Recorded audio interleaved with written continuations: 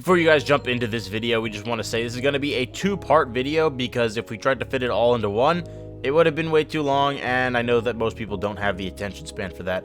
So yeah, here's part one. Make sure to stay tuned for part two.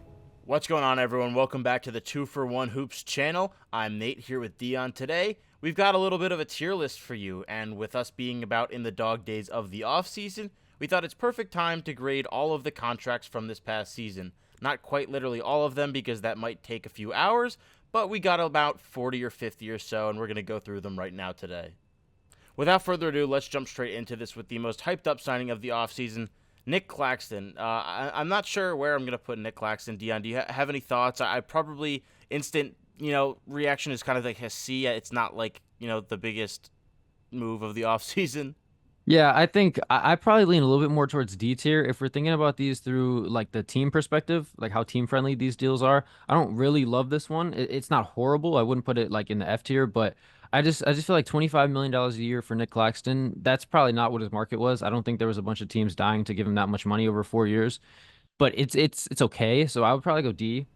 It's kind of weird too with the Nets, I feel like, because, obviously they're going to be trying to be bad, so hmm he's going to slightly not help with that, but again, it's not the biggest deal. I guess Nick Claxton's fine, but it's not a good contract by any means. A good contract, though, on the other hand, is probably Paul George, who instant reaction, probably leaning towards the A tier with him because it was really about as good of a fit possible for PG. Yeah, exactly. I mean, given what the Sixers had available to them in the free agent market, I think PG was definitely best case scenario. I think this is definitely A tier for sure. His former butt buddy on the Clippers, now, still with the Clippers, 2 years, about 70 million. What is that what it was? 2 Yeah, years, two 70 for million? 70. Yeah. I don't hate it. It's not the best thing, but they kind of had to. They're not going to blow up the roster. B tier, maybe. I don't know. Your thoughts? Yeah, I think B is fine. Given that it's only a 2 year deal, there's not like a ton of long term money tied up there. Like I think it's okay. The Clippers, after losing Paul George, were in a pretty rough spot. So to be able to keep some talent short term, I think is pretty good for them. I think B is fair. The another guy making a lot of money this offseason, OG Anunoby, Agugwa, again making almost above 40 million a year, the highest paid player now on the Knicks. They kind of had to do it though, but it's not the best contract value wise. But at the same time, again, I kind of on the same page with Harden to me. Yeah, I think it's definitely B or C. I mean, the Knicks didn't have much of another option. This is a situation where I think another team might have actually come in and give them this money. So the Knicks kind of just did what they had to do here. Given what they gave up to get him, they had to retain him. So I think this is a totally fine deal. That's kind of where I'm at because if you look at the other interest around the league from what rumors were and whatnot, reports from everyone had said that there were multiple teams interested in OG, the Sixers, the Thunder, a bunch of teams with cap space. So, the Knicks were pretty damn good with him. I don't see how they could just let him walk. Team USA player up next. Bam! Where are we putting Bam here? He got a max extension. He got paid a lot of money. 5 years, over 200 million. Where are we thinking for Bam? Yeah, this was a lot. I mean, Bam, I guess, is sort of right on the threshold of like being a max player in my eyes. He's not really like a number one offensive option, but he definitely is one of the best defensive players in the league and definitely holds his own offensively. So I'm okay with it. I mean, given the uncertainty of Jimmy Butler's future in Miami, I think it was probably smart for them to lock up their next best player.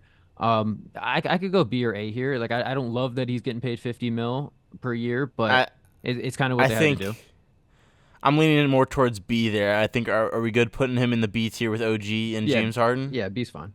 All right, Bam will join his friends OG and James there in B tier. Next up is going to be Najee Marshall, a bit of a more underrated signing. Where are we feeling for Najee Marshall to the Dallas Mavericks? I'll say I like this one. I don't love it. I think what he's like 3 for 27 mil, pretty solid value there for the Mavericks. I think the Mavericks had a pretty good offseason all around, and this is probably one of the more underrated moves that they made. Uh, I don't think it's uh, something that like makes a huge swing for them, but it definitely makes them better. So I think probably B it's tier. like a B. I feel like it's a meh. A B. I'll give you B. I was thinking more towards C, but we'll show some Najee Marshall love. We can always reevaluate these at the end. Right. Then we got a cute little picture here of Kelly Oubre from when he was like in high school. But we have Kelly Oubre here. He got a steal of a contract. Instant reaction for me is A tier, almost S tier. 16 million over 2 years, about $8 million a year from one of the better two-way wings in the league. I feel like that's got to be a steal of a contract in most people's eyes. Yeah, for sure. I think A tier is definitely fair. I mean, he was severely underpaid when they picked him up on a minimum last year, and he's still probably pretty underpaid for what he does at just 8 million a year. I think, yeah, great signing for the Sixers. They've done a ton of that all summer long. I think this is definitely A tier. Another Sixer clearly didn't space these out the best because another Sixer's actually after him as well. But Eric Gordon is going to be the next one that we have up here. It's just like Eric Gordon in 2024, Dion. It's not moving me. No, yeah, this is like definition of C tier. Like it's totally fine at the veteran minimum. He'll have a game here or there where he hits like five threes. He's fine. He's not someone that's going to be like a huge complainer about the minutes that he does or doesn't get. So for like just filling out the depth on this team, I think the signing was okay. He'll win you a random 2 or 3 games in some stretch during January, February, and you'll be like, Hmm. oh, damn, I remember Eric Gordon, and then you'll forget about him for the rest of the season. Guy, another one off the Sixers bench is going to be like is Super Mario lookalike Andre Drummond. And Andre Drummond, again, he's kind of one I'm leaning more towards the B tier than Eric Gordon because I think he actually is a little bit of an impact signing, and they really didn't get him for anything at all. Yeah, I think this is definitely more of a B to me. On the higher end of it too, because I think having a good backup for Embiid is very important for this team, and I think Andre Drummond was very, very good last season. So I think bringing him back into Philly, he'll be a nice backup for them. And yeah, like you said, didn't really cost him much of anything. So I think this is B for sure. Daniel Tice. This is another one that's kind of like a Najee Marshall signing to me, where it's like it's nice, but it's not like the most earth-shattering move. Hmm. I'm gonna give this one C because of what it means for the Pelicans. Because if they just signed Daniel Tice to be just like a depth big for them, I'd be like, great, he's totally serviceable in that role. But he is going to be probably their starting center at the start of the season, unless Yeah. they go crazy and put Zion at the five, which I've heard some people suggest. But he is really like their best option at center right now. So for that reason, I'm gonna go C tier because they probably should have prioritized the center position a little bit more than they did. But like the value of the contract is totally fine. It looks like Daniel Tice might be their starter. Decent contract for him, but again, yeah, not the biggest move in the world. Another center that goes on a fairly low deal is Moritz Wagner, who heads back to the Magic with his brother. I feel like that's, again, he was a good player, but they gave him not a ton of money, but it is just Moritz Wagner at the end of the day. I feel like C tier is kind of fine for him. I don't know what your thoughts are. Yeah, I would say C. Maybe you can convince me of B, like because the Magic have really good team chemistry, and he's a big part of that. Obviously, having his brother on the team, so I think it was important for them to bring him back. I don't really love the number. We're going to talk about maybe some of the other signings that the Magic made as well. Like in combination, they handed out kind of a lot of money to guys that really like make up the back end of their rotation. But Yep. keeping Mo Wagner is definitely priority, so I'm glad that they did. I think C is fine. All right, well, let's waste no time with this one. Jalen Brunson, S tier. Yeah, Not even a question. this is like definition of S tier, taking that huge, what was it, $113 million pay cut from what he could have gotten if he waited. I mean, yeah, this is about as good as it gets in free agency.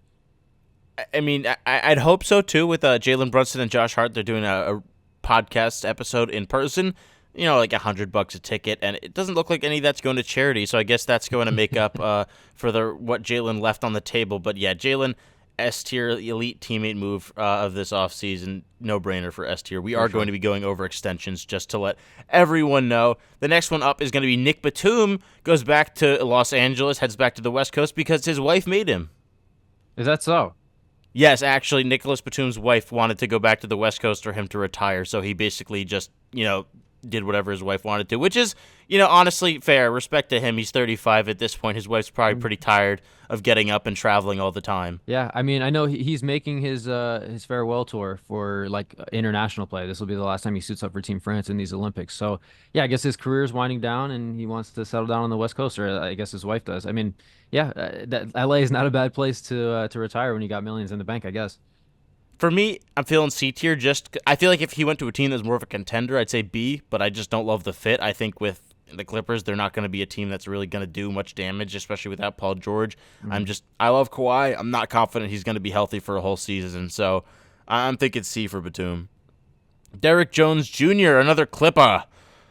Where we think for DJJ again, I feel like he kind of in the same boat of Batum, where it's just a bit redundant, and they kind of just have a bunch of wings that are meh. Yeah, they try to bring in a bunch of guys to sort of replace George in the aggregate kind of thing. I'm not sure they're going to be able to do that, but I think with what was available to them to bring in Batum and Derrick Jones Jr., about as good as they probably could have done to replace Paul George. So I think you could put it in C. That's fine. It's not really going to do what they're hoping it does and replace Paul George. So, but it's also not really going to hurt them in the sense of like they'll be stuck with these contracts down the line or anything like that. If he plays like he does in the playoffs, maybe they'll forget for a game or two that they lost Paul George. But I digress. Malik Monk is the next one up. He got kind of a steal of a contract, I think, in my opinion. He could only make up to a certain amount on his extension. 4 years, $78 million for Malik Monk, a Six-Man of the Year candidate, someone who a lot of people thought should have won it. I think he's an A, no-brainer for me. Yeah, A is fine. I mean, I was probably hovering between B and A, but I think A is totally fine. I mean, he's the best six man in the league. It's going to be a huge piece for this Kings team, and now they have really like their core locked up, especially after the DeMar trade. Like they're pretty locked in with this team, so I think it was, important that he was a part of that.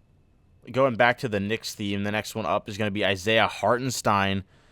That one was the money was definitely a lot, but it's also kind of a friendly deal. It is a front-loaded one where he's not going to be making as much, and the final year is non-guaranteed. So for Hartenstein again, he addresses all their needs. So I'm kind of feeling A for him. Yeah, I think this is definitely an easy A tier for me. I mean, this was such a great signing for OKC. I mean, he fits in perfectly. And yeah, it is like a lot of money, 27, 28 mil a year, but like you said, front loaded and that third year on the deal is non-guaranteed. So very, very team friendly for OKC, and it's such a good fit on the basketball court. I think this is definitely A tier. Another guy that's a big name, but maybe not as prominent as he used to be, is Klay Thompson. If you're talking to people on Instagram or Twitter, they're probably just going to say he's an F because he went 0 for 10 in an elimination game. But for Klay Thompson going to the Mavericks, he's kind of just like a way better Tim Hardaway Jr. for them. And so I'm kind of leaning B tier for him.